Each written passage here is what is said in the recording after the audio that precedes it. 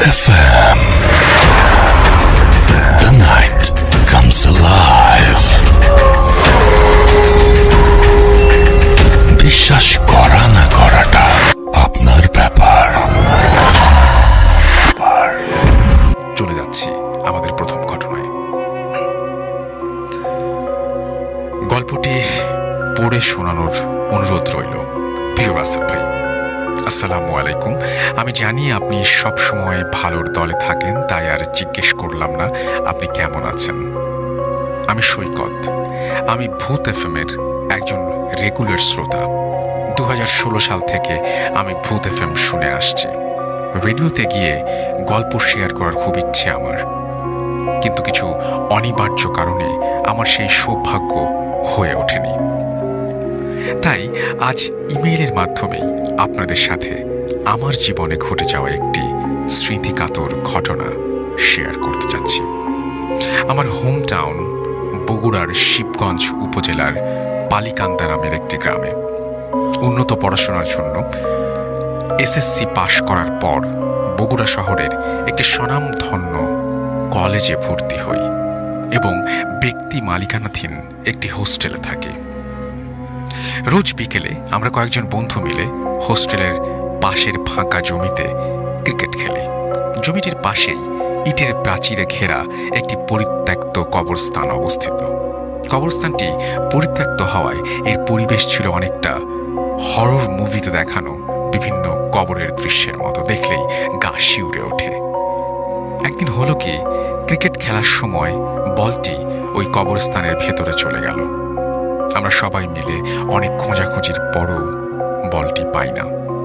যখন সবাই চলে আসছিলাম, হঠাৎ আমি বলটি একটি আধা ভাঙা কবরের উপরে দেখতে পাই। আমি 7-5 না ভেবে সুবিধা মতো কবরের একটু কাছে গিয়ে বলটি তুলে আনার চেষ্টা করি। এমন সময় কবরের নড়বড়ে বাঁশ ভেঙে আমি কবরের মধ্যে পড়ে যাই। সব বন্ধুরা মিলে আমাকে ধরে ওপরে তুলে আনে। তখন প্রায় মাগরিবের আজান দেয়া শুরু হয়ে গেছে। আমি একটু ভয় পাই, তবে ঘটনাটিকে স্বাভাবিকভাবে নেয়ার চেষ্টা করি। হোস্টেলে এসে নিত্যদিনের মতো কাজকর্ম, পড়াশোনা শুরু করি, ডিনার করি, আড্ডা দেই, ফেসবুকিং করি, ইত্যাদি ইত্যাদি। রাত প্রায় 1টা বেজে যায় এবং এরপর আমি ঘুমিয়ে পড়ি। এর মধ্যে সন্ধ্যার ঘটনাটি আমার একবারও মনে হয়নি। হঠাৎ কুকুর ডাকার শব্দে আমার ঘুম ভেঙে যায়। মনে হচ্ছিল অনেকগুলো কুকুর সেখানে আর্তনাদ করছে। শব্দটা এতই প্রখর ছিল যে মনে হচ্ছিল আমার জানালার পাশে আমাকে উদ্দেশ্য করেই কুকুরগুলো কাঁদছে। কিন্তু আশ্চর্যের ব্যাপার, আমি কুকুর তাড়ানোর জন্য জানালা খুলতেই সব শব্দ হঠাৎ করেই বন্ধ হয়ে যায়, আর সেখানে কোনো কুকুরই দেখতে পাই না। আমি টর্চ জ্বালিয়ে দেখার চেষ্টা করি, কিন্তু জায়গাটি ছিল একদম ফাঁকা। আমি খুব ভয় পাই এবং জানালা বন্ধ করে রুমের লাইট জ্বালিয়ে ঘুমানোর চেষ্টা করি, কিন্তু কিছুক্ষণ পরে আবারও কুকুরের শব্দ আসতে থাকে। এইবার মনে হচ্ছিল কুকুরগুলো যেন প্রচুর ঝগড়া করছে এবং রুমের দেয়ালে আঘাত করছে।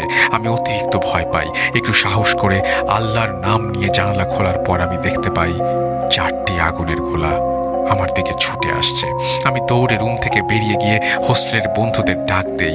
আমাকে শান্ত করতে তারা বলে আমি হয়তো স্বপ্ন দেখেছি। তারা বলে ওরা হয়তো এমন প্রখর শব্দ শুনতে পায়নি, কিন্তু আমি জোর গলায় বলতে পারি ওইটা স্বপ্ন ছিল না। ধরলাম ওইটা আমার স্বপ্ন বা হ্যালুসিনেশন। কিন্তু এর পরবর্তী সময়ে যা ঘটে সেগুলোকে আপনারা কি বলবেন?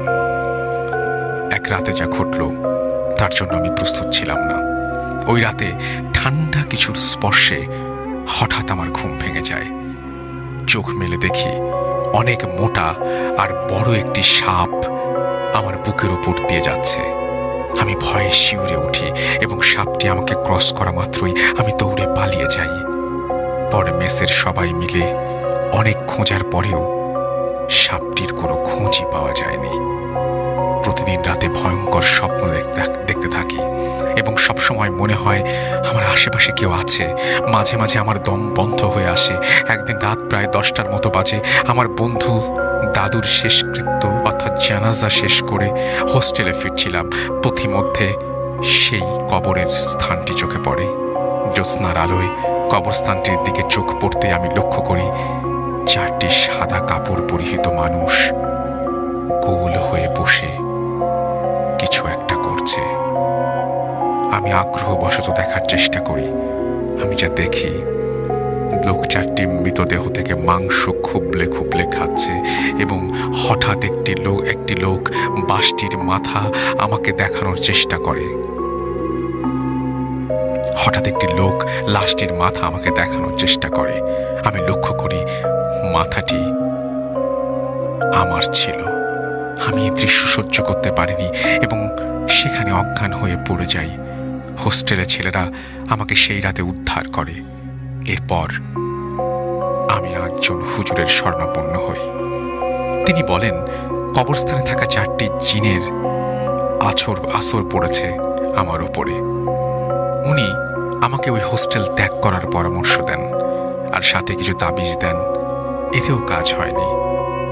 এতদিন, এই তো দিন 15 আগে একটা ঘটনার কথা। রুমের লাইট অফ করে শুয়েছিলাম মাত্র, তখন হঠাৎ শুনতে পেলাম জানলার ওপাশ থেকে ফিসফিসানি সুরে কেউ আমার নাম ধরে ডাকছে। এক পর্যায়ে বিরক্ত হয়ে জানলা খুলে দেখি একটা কুৎসিত কালো রক্তমাখা 4 মুখলা জন্তু, যা দেখে আমার পিলে চমকে যায়।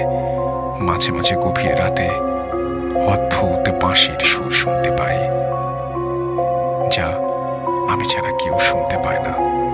এভাবে প্রতিনিয়ত আমার সাথে বিভিন্ন ভয়ঙ্কর ঘটনা ঘটিয়ে চলেছে। এর থেকে আমি যে কবে পরিত্রাণ পাব তা আল্লাহই ভালো জানেন। সবাই দোয়া করবেন যাতে আমি এর থেকে খুব তাড়াতাড়ি পরিত্রাণ পাই।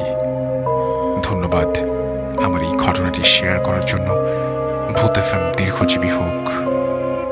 আপনাদের সৈকত, বগুড়া, বৃন্দাবন পাড়া। এরপরে তিনি তার ইমেল অ্যাড্রেস এবং ফোন নাম্বার শেয়ার করেছেন। থ্যাংক ইউ সৈকত, আপনাকে আপনার ঘটনার জন্য অনেক ধন্যবাদ। এবং আমরা যারা শুনছি এই মুহূর্তে, তারাও যদি কোনোদিন ফিল করি যে আমরা রাতের বেলা হঠাৎ করে ঘুম ভেঙে গেল আমাদের, আর আমরা দেখলাম যে আমাদের বুকের ওপর একটা সাপ, বা এই যে সমস্ত এক্সপিরিয়েন্স তারা দেখেছে, তিনি করেছেন, বা যেগুলো জিনিস তিনি দেখেছেন, সেগুলো যদি আমরা কখনো দেখি তাহলে আমাদের অবস্থাটা কী হবে? আমরা প্রত্যেকে যে কেউ যত সাহসী হই না কেন ভয় পাবো, এবং সে বিষয়ে কোনো সন্দেহ নেই। আশা করছি ঘটনাটি আপনাদের অনেক ভালো লেগেছে। ভালো লাগলে অবশ্যই আমাদের ফেসবুকের মাধ্যমে জানিয়ে দেবেন। এখন চলে যাব আমাদের বাবু ভাইয়ের কাছে এবং তার কাছে একটা চমৎকার ঘটনা শোনাবো। বাবু ভাই, প্রথমে আপনাকে অনেক ধন্যবাদ এবং আশা করছি আপনি সুস্থ আছেন, এবং আপনাকে অনেক ধন্যবাদ স্টুডিওতে আসার জন্য। আপনাকেও ধন্যবাদ রাসেল ভাই। আলহামদুলিল্লাহ এখন সুস্থ আছি। আচ্ছা, আর স্টুডিওতে আসতেই চাই, আর যতদিন ভূতের মাঝে আসবোই ইনশাআল্লাহ, এই আর কি। তো এই যা কাহিনীটা রাসেল ভাই আমাকে বলেছে, অনিক চট্টোপাধ্যায়, সে কলকাতার ছেলে। ওর প্রথম ইউনিভার্সিটি লাইফের কাহিনী। সো সে ওই সময়টায় পড়াশোনা করতে যায়, আজ থেকে 5-7 বছর আগে আর কি। আচ্ছা, সে নয়নিতালে পড়াশোনা করতে যায়। আচ্ছা, তো যে জায়গাটা পড়াশোনা করতে যায়, সে বলেছে ওই জায়গাটা বেশ মানে একটু শহর থেকে দূরে, লাইক সাবার্ব টাইপের একটা এলাকা, মানে মফস্বল শহর টাইপ। আচ্ছা। তো স্পেশালি ওই জায়গায় যাওয়ার কারণ হচ্ছে ও যে সাবজেক্টে পড়াশোনা করতে, এটার জন্য নাকি ওই জায়গাটাই ভালো ছিল তার। তো ও যখন যায় ওখানে যাওয়ার জন্য, সারাদিন আপনার জার্নিতে চলে যায় ওর, এবং ও যখন ওখানে পৌঁছায় তখন প্রায় রাত 8টা-9টা বাজে, এরকম একটা সময়। তো বাস থেকে নামার পরে ও দেখে যে বেশ জনশূন্য আর কি, কাইন্ড অফ লাইক মানুষজন একদমই নাই বলা চলে। তো হেঁটে হেঁটে আসে, এসে দেখে যে একজন আছে, মানে রাস্তায়, মানে মুদি বিক্রেতা, যে চকলেট, সিগারেট, এই ধরনের কিছু জিনিস বিক্রি করে। তো তার থেকে এসে সিগারেট কেনে এবং কিছু চকলেট কেনার পরে ও জিজ্ঞেস করে যে আমি অমুক জায়গায় যাবো, এখানে কিভাবে কি পাবো, মানে আমার যাতায়াতের জন্য কি আছে, ব্যবস্থা আছে? আচ্ছা। তো সে বললো যে এখানে ওরকম ব্যবস্থা তো ওরকম নাই, কিছু পাবা না। তো এক ধরনের শ্যালো মেশিন টাইপের চালিত আর কি, একটা রিক্সা টাইপের আছে, আর আছে হচ্ছে এক ধরনের টাঙা, এবং সেই টাঙাগুলো তুমি পাবা কিনা এখন শিওর না। আচ্ছা। এটা হচ্ছে যে কারণ দিনের বেলায় এগুলো চলে যায় এখান থেকে, সন্ধ্যার পরে পাওয়া যায় না। তো তোমার জন্য ভালো হয়, রাস্তাটা সুবিধার না, তুমি এখানেই থেকে যাও, বাস স্ট্যান্ডে কোথাও থেকে যাও, এখানে তো আরও দু একজন মানুষ আছে, ওখানে তো কাউরে পাবা না রাস্তায়। তো অনেক বলতেছে যে এত রাতের বেলা, মানে এমন কোনো রাত হয় নাই, 8টা-9টা বাজে, এই সময় তোমাদের এলাকাটা এত নিস্তব্ধ কেন হয়ে যায়? তো বলতেছে এটা গ্রামের জায়গা, অ্যান্ড এই মানে আর কি বেশ গ্রাম্য জায়গা, ইটস নট এ সিটি। এবং ওর সাথে কমিউনিকেশন করছে সে ইংলিশে। হ্যাঁ, মানে এটা সিটি না, এখানে তুমি এরকম সুবিধা পাবা না যেরকম যেতে চাও। সো তুমি যদি টাকা পাও এটা তোমার জন্য ভাগ্যের ব্যাপার, টাকা না পেলে তো কিছু করার নেই। তো যাই হোক, অনেক ওখানে দাঁড়িয়ে থাকে, দাঁড়িয়ে কর্নারে একটা জায়গায় সে সিগারেট খায়, বসে থাকে একটা ইসের পর, বসে চিন্তা করে যে এখন কি করব। এরকম চিন্তা করতে করতে সে চিন্তা করে যে আমি একটু আশেপাশে হেঁটে দেখি কি অবস্থা। আচ্ছা, এখানে তো বাস স্ট্যান্ডে টাঙ্গালা নাও আসতে পারে। সো ও যেটা করে, ওর হাতের যে একটা লাগেজ ছিল, সে লাগেজটা হচ্ছে আপনার ট্রলি লাগেজ, টেনে নেয়, ওইটা নিয়ে সে হাঁটে। আচ্ছা, তো একটু সামনে যাওয়ার পরে ও হাঁটতে হাঁটতে যে দেখে যে দূরে মনে হচ্ছে ছায়ার মতো কিছু একটা দাঁড়ায় আছে গাছের ইসে, দুই পাশেই গাছ, মাঝখানে মনে করেন যে আলো পড়তেছে, আকাশের আলো কিছুটা, মানে এমন কোনো আলো না, মানে অন্ধকারে হালকা গাছের ওই চাঁদের আলোতে জায়গাটা একটু একটু আলোকিত লাগছে। আচ্ছা, এবং বেশ ঠান্ডা পড়ে গেছে তখন জায়গাটাতে, কারণ মানে ওই জায়গাটা মানে প্রধানত হচ্ছে শীতটা বেশি পড়ে আর কি, কিন্তু একটু যেহেতু সাবার্ব এলাকা, গাছগাছালি বেশি, শীতটা বেশি পড়ে। তো মানে বেশ টকটক করে কাঁপতে কাঁপতে হেঁটে হেঁটে ছায়ার দিকে যায়, ওখানে কি দাঁড়ায় আছে, ওটা কি মানে মানে কোনো বাসা না কি, মানে হোয়াট ইজ দিস। তো কাছাকাছি আসতে দেখে সেখানে একটা টাঙা। আচ্ছা, টাঙা গাড়ি, ইটস লাইক ও যেটা বলছে এটা মানে পুরা ফুল ফ্রেজ একটা ঘোড়ার গাড়ি না, ঘোড়াই টানে এটাকে, বাট ছোট টাইপের, মানে পিছনে কোচটা হচ্ছে এত ছোট, মানে হাইয়েস্ট একজন ঘোড়া টেনে নিয়ে যাবে এটাকে, কাইন্ড অফ লাইক কলকাতায় একসময় যে আদম গাড়ি এখন আছে কিনা আমি জানি না, আচ্ছা ওরকম টাইপের আর কি। সো তো ওখানে যে দেখে যে ওরকম একটা গাড়ি আছে এবং তার সাথে ঘোড়াও আছে, কিন্তু মানুষ নেই। তো মানে খুব থতমত খেয়ে যায় যে ঘটনাটা কি, মানুষ নাই, টাঙা গাড়ি দাঁড়ায় আছে। তো কিছুক্ষণ বসে থাকে, একটু পরে সে হাতে সিগারেট শেষ হয়েছে, সিগারেটটাকে ফেলে দেয়, ফেলে দিয়ে পা দিয়ে নিভাই ফেলে। তো সিগারেটটা ফেলে দেওয়ার কিছুক্ষণ পরেই দেখে যে ওইখানে মানে পাশে গাছগাছালি যে জায়গাটা, ওখান থেকে একজন মানুষ বের হয়ে আসছে। বের হয়ে এসে তাকে বলতেছে, মানে ওখানকার মানে লোকাল ভাষার সাথে হিন্দি মিশানো আর কি, যে কোথায় যাবা। তো বলে যে আমি তো অমুক জায়গায় যেতে চাই, তো তুমি কি যাবা নাকি? তো ওরে বলছে যে ব্যাঠো, বসো পিছনে। তো কোনো কথা না বলে সুন্দর মনে করে যে এর থেকে ভালো সুযোগ তো আর নাই, এই পাওয়া গেছে। হ্যাঁ, বাস স্ট্যান্ডে কিছু নাই, বাস স্ট্যান্ডের আশেপাশে কোনো হোটেলও নাই, কোথাও নাই, ওখানে বসে রাত কাটানোর চেয়ে বেটার তুমি চলে যাই। তো বসে ওর যে ইটা ওই ইসে উঠে বসে তার যে লাগেজ থেকে খুলে সে পাতলা একটা সোয়েটার সে গায়ে দেয়। আচ্ছা, তো গায়ে দেওয়ার সময় তার হাতে ওই যে আপনার ছিল একটা ম্যাগাজিনটাও সে বের করে নেয় হাতে, মনে করে যে কোথাও যদি যে সে পড়তে পারে বা কিছু, মানে just to have something in his hand, okay, এরকম একটা নিয়ে এসে বসে। তো বসে সে ওখান থেকে আপনার যাওয়া শুরু করে আর কি, টাঙা চালাচ্ছে। তো বেশ অনেক দূর যাওয়ার পরে ও দেখতেছে যে সামনে যে জায়গাটা, সে জায়গাটাতে আপনার দুই পাশে গাছ নাই, বেশ প্রান্তরের মতো, মানে বেশ মাঠ টাইপের, এবং মানে চাঁদের আলোটা এমনভাবে পড়ছে পুরো জায়গাটা ঝকঝক দেখা যাচ্ছে জায়গাটা। তো ও খুব এনজয় করা শুরু করে, খুব এনজয় করা শুরু করে। সে মনে করে যে মানে this is a very nice thing to do, এই জায়গায় মানে জায়গাটা খুবই সুন্দর একটা জায়গা, তার এই যাওয়াটাই একটা সার্থকতা লাগতেছে। তো এরকমও যায়। তো টাঙ্গালাকে জিজ্ঞেস করে যে এখানকার পরিবেশ কেমন, মানে কিছু প্রশ্ন করার চেষ্টা করে লোকটাকে। লোকটা দেখাচ্ছে তার কথাবার্তা খুব একটা উত্তর দিচ্ছে না, এড়ায়, এবং ওই রাস্তার ঘোড়ার খুরের শব্দে আর মানে খুব চাপা পড়ে যাচ্ছে, আর বাতাস চলছে, খুব শোঁ বাতাস চলছে। তো এই সময় মানে এক সময় চুপি হয়ে যায় ব্যাপারটা কি। তো ওই জায়গাটা যখন পার হয় তখন দেখে যে সে আপনার আবার একটা এরকম তৈরি হচ্ছে রাস্তা, যেখানে দুই পাশে গাছ, এবং এইবারে গাছটা খুব ঘন হয়ে জন্মাইছে, মানে চাঁদের আলো প্রায় ঢুকতেছেই না, জায়গাটা বেশ ঘুরঘুরটি অন্ধকার। তো ওর বুকের মধ্যে কেমন যেন ছেদ করে ওঠে, মনে হয় যে এই অন্ধকারে ঢুকে যাচ্ছে, কেমন জানি লাগে ওর কাছে।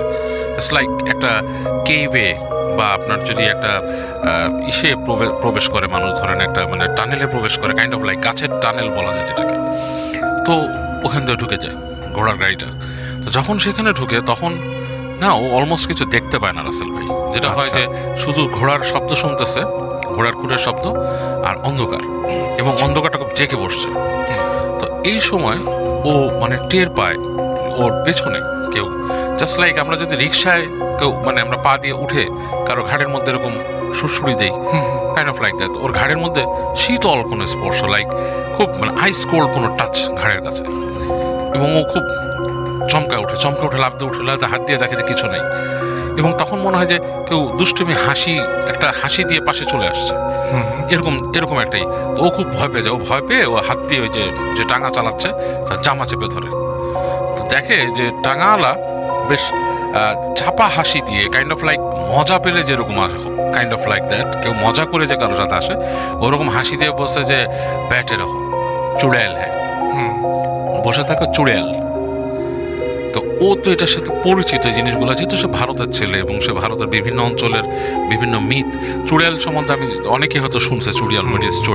চুড়েল ইজ আমাদের বাংলাদেশে আমরা যেটাকে অনেকে শাকচুন্নি বলে, অনেকে পেতনি বলে, সামথিং লাইক দ্যাট। বাট ভারতে হয়তো প্রচলিত আছে, অনেকেই চুড়েল সম্বন্ধে অনেক কিছু আমাকে বিস্তারিত আরও বলছে, আমি নিজেও জানতাম, ওর কাছ থেকে আরও কিছু শোনা যে ওরা যেটা আমরা অনেকে ডাকিনি বলি আমাদের এখানে, ইট কাইন্ড অফ লাইক দ্যাট।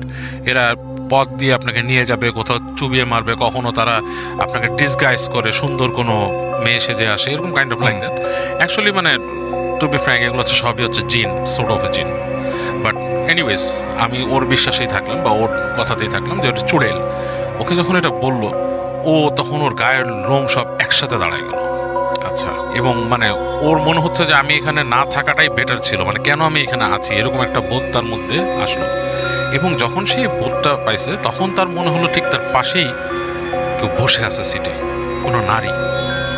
এবং যতটুকু সে স্পর্শ বুঝতে পারতেছে তার শরীরের সাথে স্পর্শ, মানে তার কাপড়ের প্যান্টের সাথে তারই মনে হচ্ছে একটা বরফের টুকরা তার পাশে বসা। এবং মানে ও বলার মতো না, ইন দ্যাট পয়েন্ট ও যেটা করছে, ওর যে লাগেজ নিয়ে চিন্তা করছে যে আমি ওই গাড়ি থেকে লাফ দিয়ে পড়ে যাবো নিচে। বাট তখন সে মনে করছে এখান থেকে কোনোভাবে সরতে হবে আমাকে, হ্যাঁ এখান থেকে পড়লে তো আমি শেষ। মানে আমার এটা চিন্তা করে সে ওই মানে পড়ার চিন্তাটা মানে লাস্ট মোমেন্টে তার ওই জ্ঞানটুকু রাখছে যে সে ওখানে পড়েনি। সে চিন্তা করতেছে যেখানে আমি বেরিয়ে যাই কোনো মতে। তো ওই যে গাড়িটা যখন নাকি ঠিক ওই দূরে দেখতেছে লাইট, ওই টানেলের মতো জায়গাটা যখন পার হয়েছে সে তখন ওখান থেকে লাফ দিছে, এবং সে কোনো লাগেজ টাগেজ কিছু ছাড়াই লাফ দিয়ে পড়ছে। ওখানে পড়ে সেই জায়গাটা পড়ছে, দেখছে সামনে ধুধু মাঠ, লাইক প্রান্তরের টাইপের। দৌড়ানো শুরু করছে, দৌড়াচ্ছে। ওর বুঝতে পারতেছে ওর পিছনে কিছু আসতেছে কিনা। দৌড়াতে অনেক দূর পর্যন্ত গেছে, যে দেখছে যে একটা বাসার মতো, মানে কয়েক সারি বাসা ওখানে আর কি, এরকম মানে একতলা বাসার মতো আছে, সেখানে হয়তো বার্ন টার্ন গোয়াল টোয়াল আছে এরকম কিছু। তো ওখানে বাসার সামনে গেছে, তো ফিরে দেখে যে পেছনে একটা নারী মূর্তি আসতেছে। নারী মূর্তি কিভাবে বুঝছে, সে চুল উঠতেছে, চাঁদের আলোয় দেখতেছে, এবং মানে সেটা মানে খুব স্বল্প বসনা উড়ে আসতেছে, এবং মনে হচ্ছে মাটির থেকে মানে মাটিতে হেঁটে না, মানে মাটিতে বাতাসে সে ভেসে আসছে মাটির কাছাকাছি সময় ধরে। এবং ওর যখন খুব কাছে চলে আসছে তখন সে ওখানে জ্ঞান হারায় ফেলছে, তখন আর তার জ্ঞানটা থাকেনি। তো পরবর্তীতে মানে ও জানে না কতক্ষণ সে বেহুশ ছিল। ওর হুশ ফিরে দেখে যে একটা ঘরের মধ্যে সে, এবং সেখানে আপনার চলতেছে, বাতি জ্বলতেছে কম পাওয়ারের, একটা লোক, তার সাথে একটা মহিলা, তারা, এবং সে মহিলাকে দেখেও ভয় পাওয়া শুরু করছে, প্রচণ্ড ভয় পাচ্ছে। তখন তাকে বলতেছে কি হয়েছে তোমার, জিজ্ঞেস করতেছো কি?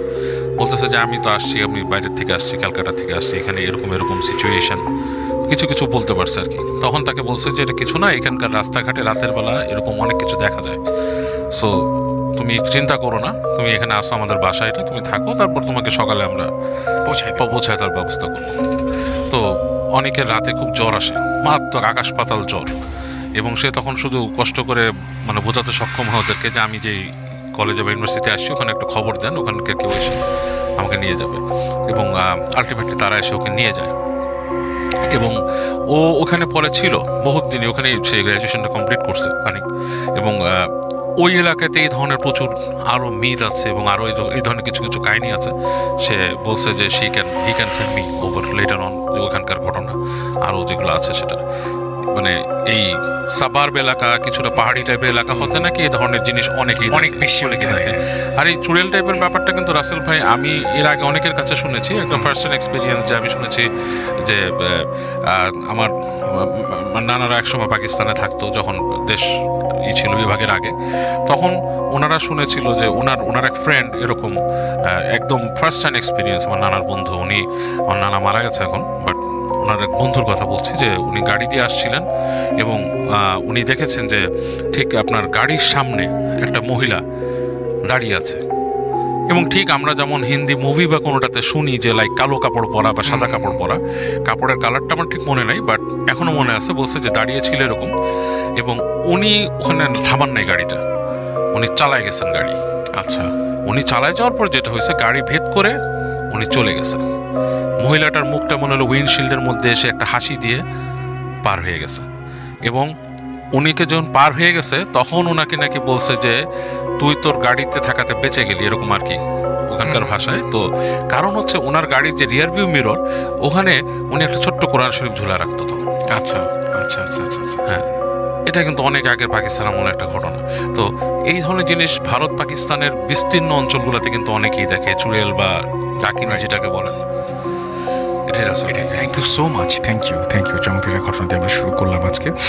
একটা খবর এই মুহূর্তে আপনাদের জানিয়ে দিতে চাই, আজকে তো আমরা কোনো ব্রেক নিচ্ছি না, একটা না করে যাব আশা করছি। এবং এই মুহূর্তে যে খবরটা আপনাকে জানাতে চাই সেটা হচ্ছে, যারা নতুন বাড়ি করতে যাচ্ছেন তাদের জন্য একটা সুখবর। আপনারা বাড়িটি আকর্ষণীয় করতে আকিজ সিরামিক নিয়ে এলো innovative sanitary ware solution Rosa, এবং রোসা স্যানিটারি ওয়্যার্স আপনার বাথরুমে এনে দেবে একটি গ্ল্যামারাস লুক। রোসা স্যানিটারি ওয়্যার্সে রয়েছে A to Z গ্লেজ, যা আপনার বাথরুমে যোগ করবে অন্যরকম সৌন্দর্য। রোসা স্যানিটারি ওয়্যার্সের বেস্ট পার্ট হলো এর পুশ ফিট সিট কাভার। আপনার বাথরুমকে একটু বেশি সুন্দর করতে চাইলে আজই নিয়ে আসুন সিরামিকের ইনোভেটিভ স্যানিটারি ওয়্যার সলিউশন রোসা। তো এই ছিল আমার কাছে খবরটা, এবং আমরা চলে যাব আমাদের পরবর্তী ঘটনায়। আমাদের একজন অতিথি এখানে আছেন, আপনার নামটা প্লিজ একটু বলবেন, আপনি কোথা থেকে এসেছেন তাই সেটা বলবেন, এবং চমৎকার একটা ঘটনা নিয়ে তিনি এসেছেন। এবং আজকে তিনি আমাকে অনেকবারই বাবু ভাইয়ের কথা জিজ্ঞেস করেছেন, আজকে দুজনের একসাথে দেখা হয়ে গেল এবং একই সাথে তারা দুজন বসে আছেন। তো আপনার নামটা প্লিজ একটু বলবেন, কোথা থেকে এসেছেন, তারপরে আপনার ঘটনায় যাব। থ্যাংক ইউ রাসেল ভাই, আমি সোহাগ, জি, রাজশাহী থেকে, এখন মিরপুর একে থাকি আমি। ধন্যবাদ লিসনার্স। আমি যে ঘটনাটা বলবো তার আগে একটু শুধুমাত্র কিছু কথা বলে নিতে চাই। রাসেল ভাই, আপনাদের যে অনেকদিন আগে একটা এপিসোড হয়েছিল, এই এপিসোডটাতে আপনার একটা এপিসোডে প্রচার করেছিলেন যে কোনো একটা ছেলে 2008 সালে 25 ডিসেম্বর রাত্রে সে দুটা কয়েন নিয়ে উধাও হয়ে যায়। কয়েনগুলো অনেক পুরনো ছিল। আবার একই দিনে 25শে ডিসেম্বর রাত্রে 2009 সালে সে আবার তার ঠিক ওই জায়গায় ওই সময় ফেরত আসে। এই বিষয়টা হচ্ছে কি যে উধাও হয়ে গেল আবার ফেরত আসলো। এই একটা বছরে তার বাবা মা অনেক পেপার পত্রিকা বা অনেক খোঁজাখুঁজি করেছে। জাস্ট এটা ছিল একটা ঘটনা, এটা তখনকার সময় একটা ঘটনা ছিল, এটা আমরা রেডিও ফুটতে শুনেছি। বাট আমি যে ঘটনাটা বলবো সেটা হচ্ছে সিলেটের। লাস্ট ফ্রাইডেতে আমি যে সিলেটে গিয়েছিলাম কোনো একটা কাজে, অফিসিয়াল কাজে। দেন আমি খুব পাশাপাশি চা বাগান থাকার কারণে আমি ওখানে চলে যাই চা বাগান দেখার জন্য। দেন আমি যখন চা বাগানে যে পৌঁছাই তখন ওখানে যে কেয়ারটেকার থাকে, কেয়ারটেকারকে সাথে নিয়ে আমি চা বাগানের মধ্যে ঢুকি। যখন চা বাগানে ঘুরতে ঘুরতে ওই টিলাগুলোর উপরে যখন উঠি, তখন ওই কেয়ারটেকারকে আমি একটা সময় যাওয়ার পরে জিজ্ঞেস করছিলাম যে আঙ্কেল, আপনারা যে এই চা বাগানে ঘুরেন, তো কখনো কি এরকম ভৌতিক কোনো জিনিস আপনাদের সামনে আসে কিনা? তখন তিনি বলছিলেন যে হ্যাঁ, এরকম হয়, এরকমই একটা ঘটনা, তাহলে আপনাকে আমি শোনাই। তো উনি আমাকে বলছিল এই ঘটনাটা 1991 সালের একটা ঘটনা। আমরা এই জিনিসটা জানি যে চা বাগানে যারা চা তুলেন, এরা কিন্তু অনেক কি যে মানে নিচু শ্রেণীর, বলতে কি যে সনাতন ধর্মাবলম্বী এরকম ধর্মের হয়ে থাকেন। তো এদের মধ্যে একজন লোক ছিলেন, উনি মুসলমান ধর্মাবলম্বী। ওনার নাম ছিল হচ্ছে সুরুজ আলী। ওনার ফ্যামিলিতে ছিল হচ্ছে মানে যারা কাজ করেন তারা অত্যন্ত মানে খুব গরিব হয়ে থাকেন, সেটা সেই দরিদ্র হয়ে থাকে, দরিদ্র ঘরের লোক ছিলেন। তো ওই সুরুজ আলীর এক ছেলে এক মেয়ে। তো মেয়ে 12-14 বছর বয়সী একটা মেয়ে, আর সেই ছেলেটা হচ্ছে ছোট ছেলে। তো সুরুজ আলী এবং তার স্ত্রী দুইজন একসাথে হচ্ছে কি যে ইয়েতে চলে যায়, চা তুলতে চলে যায়। প্রত্যেক দিনই 2 শিফটে চা তুলেন, সকাল 6টা থেকে অলমোস্ট 12টা পর্যন্ত, আবার এদিকে দুপুরের খাবারের পরে মোটামুটি 2টা থেকে একেবারে সন্ধ্যা 6টা পর্যন্ত। যদি শীতের দিন হয় তাহলে আরও আগে চলে আসেন। তো এইভাবে চা তুলেন। তো যাচ্ছিল দিন, এভাবেই যাচ্ছিল। তো সুরুজ আলীর সাথে সুরুজ আলীর স্ত্রীও যখন চলে যায়, মাঝে মাঝে সুরুজ আলীর যে মেয়ে উনিও চলে যান চা তুলতে। এটা তাদের একটা সংস্কৃতিই বলা চলে যে বংশ পরম্পরায় চা তুলতেই হয়। তো উনিও চলে যান। এরকম যখন চা তুলতে চলে যান, একদিনকে বাসায় সুরুজ আলীর মেয়ে আর সুরুজ আলীর ছেলে একাই ছিলেন। তো প্রায়ই দেখা যেত যে ওদের বাড়ির দরজায় নক হচ্ছে, অ্যাজ লাইক টিক টিক করে নক করছে, করার পরে বলছে সুরুজ মিয়া চলো যাই, চা তুলতে যাই। তো এইরকম বলে কি যে ওই সুরুজ আলীর মেয়ে তখন দরজা খুলে বলে যে বাবা তো চলে গেছে, কিন্তু দরজা খুলে কাউকে দেখতে পায় না। আচ্ছা, এরকম 2-3 দিন যখন হওয়ার পরে তখন ওই মেয়েটা ওনার মাকে বলছে, আম্মা দেখো যে প্রত্যেক দিনই তোমরা চলে যাওয়ার পরে এরকম ডাক দেয় আর হচ্ছে কি যে কাউকে দেখতে পায় না। তো ওনার মা বলে কি যে এটা কোনো কিছু না, হয়তো বা কেউ মানে একটু মস্করা করে এই জিনিসটা করছে। দেন একদিন কি হয়েছে যে সুরুজ আলী এবং সুরুজ আলীর স্ত্রী চা তুলতে চলে গেছে, অ্যাজ লাইক 1:45টার দিকে, দুপুরবেলা, একেবারে সানি রে দুপুরবেলা 1:45টার দিকে সুরুজ আলীর মেয়ে উনিও চলে গেছে চা তুলতে যাওয়ার সময় তখন বলছে কি যে উনি যখন আস্তে আস্তে চা তুলতে, আমরা তো জানি চা বাগানটা টিলার মধ্যে হয়, আস্তে আস্তে উপরে উঠে যায়। তো সুরুজ আলীর মেয়ে চা তুলতে একটা সময় মাঝামাঝি টিলাতে যখন গেছে, তখন তিনি দেখছে কি যে ওনার সাথে আরো অনেকেই চা তুলছে, অনেকজন চা তুলছে, একসাথে চা তুলছে। দেন মনোযোগ সহকারে সে চা তুলতে একটা সময় সে টপ অফ দ্য হিল, একেবারে মানে ওই টিলাটার একেবারে উপরে চূড়ায় উঠে যায়। উঠে যাওয়ার পরে ওর গোটা শরীরে একটা গরম উইন্ড, একটা ফ্লো জোরে এসে ধাক্কা দেওয়ার সাথে সাথে তার চোখ সব বন্ধ হয়ে যায়, চোখ জ্বলা শুরু করে। যখন তো চোখ বন্ধ হয়ে যায়, তখন সে হালকা করে তাকায়, দেখে যে তার সাথে যারা ছিলেন, চা বাগানে যতগুলো লোক ছিল চা তুলছিল, তারা একজনও নাই। তারপর তার চোখটা আবার বন্ধ হয়ে যায়, মানে খুব বেশি জ্বলছিল। তখন সে চোখটা খোলার পরে খুব কষ্ট করে যখন চোখটা খুলেন, তখন দেখেন কি তার সামনে একটা শেপ দাঁড়িয়ে আছে, খুব কালো, কুচকুচা কালো একটা শেপ। সেই শেপটা এমন একটা শেপ যেটা একটা কাঠের উপরে একটা মানুষের ছায়া দিয়ে কাঠটাকে যদি কাটা হয়, একটা মানুষের ছায়া দিয়ে যদি কাঠটাকে কাটা হয়, তাহলে ওই যে শেপটা, কিন্তু মুখ বা চেহারা অ্যাজ লাইক এস ফেস কোনো কিছুই নাই, একটা প্লেন ফেস, কাটআউটের মতো। হ্যাঁ, কার্টুনের মতো। তার মধ্যে কোনো চোখ নাই, নাক নাই, মুখ নাই, নাথিং ইজ অল।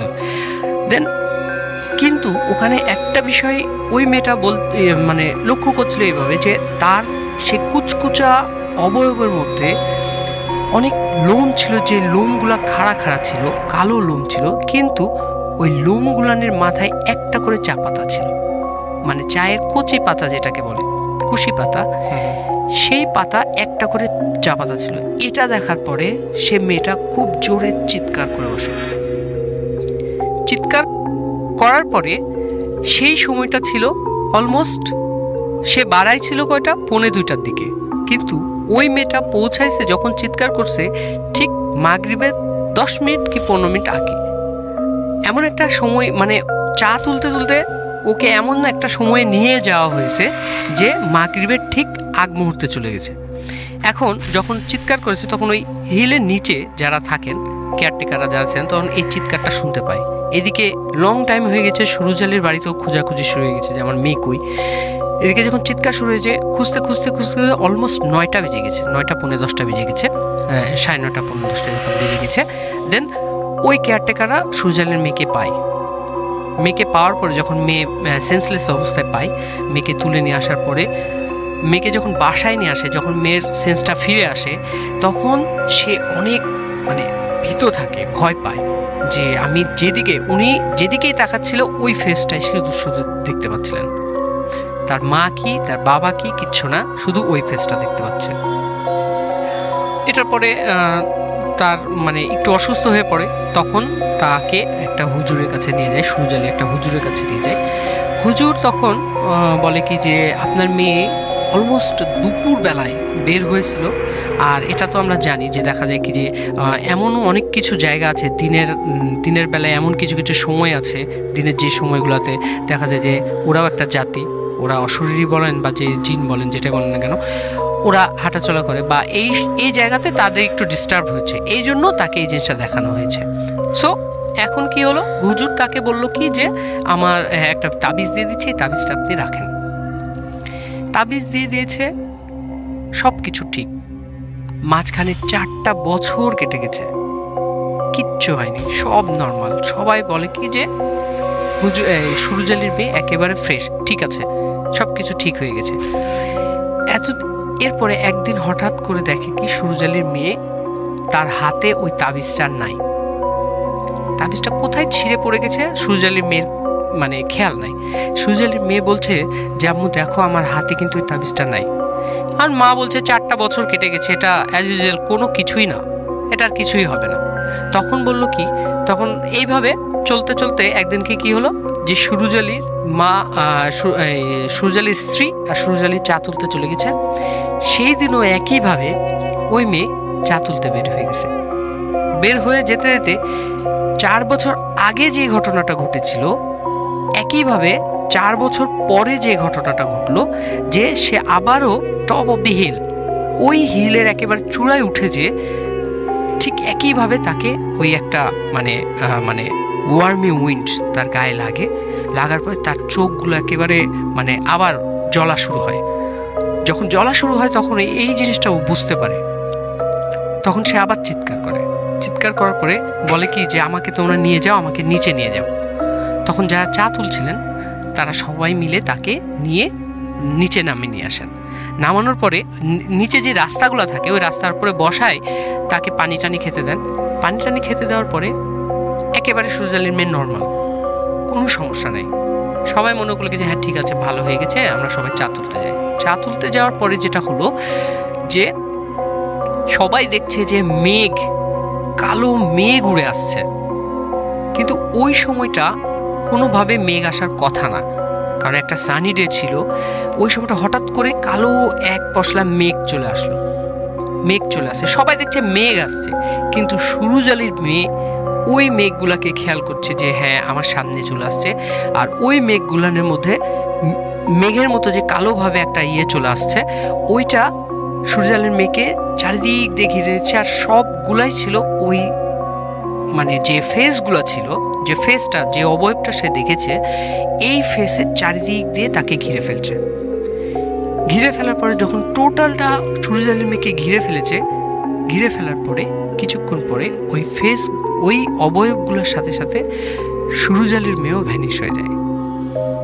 আর সেই সাথে আজও সুরজালি তার মেয়েকে খুঁজে পায়নি, এখনো পর্যন্ত পাওয়া যায়নি। এটাই ছিল ঘটনা ভাইয়া। আর এটা নিয়ে অনেক খোঁজাখুঁজি হয়েছে, কিন্তু আজ পর্যন্ত সুরজালির মেয়ে কত সালে যেন ঘটনাটা ঘটেছিল? 1991। এবং এখন হচ্ছে 2019। এই এতগুলো বছরে তাকে আর খুঁজে পাওয়া যায়নি, সে ফিরেও আসেনি। আমি কেন বললাম যে আগের ঘটনাটা যেটা বললাম যে ওই যে ছেলেটাকে নিয়ে গেছে, বাট আবার দিয়ে গেছে, বাট সুরজালির মেয়েকে নিয়ে গেছে কিন্তু আজ পর্যন্ত আর দিয়ে যায়, এবং সবার সামনেই সে ভ্যানিশ হয়ে যায়। সবার সামনে থেকে ভ্যানিশ হয়ে গেছে। কারণ ওখানে যারা ছিলেন তাদেরকে বলা হয়েছে যে তোমরা কি দেখেছো? হ্যাঁ আমরা নামিয়ে নিয়ে আসছি, আপনার মেয়ে চিৎকার করেছে, আমরা সবাই ধরে নামিয়ে নিয়ে আসছি, তাকে পানি টানি খেতে দিয়েছি। তারপরেই তো এই ঘটনা। ওকে, থ্যাংক ইউ সো মাচ। আপনার ঘটনার জন্য আপনাকে অনেক ধন্যবাদ।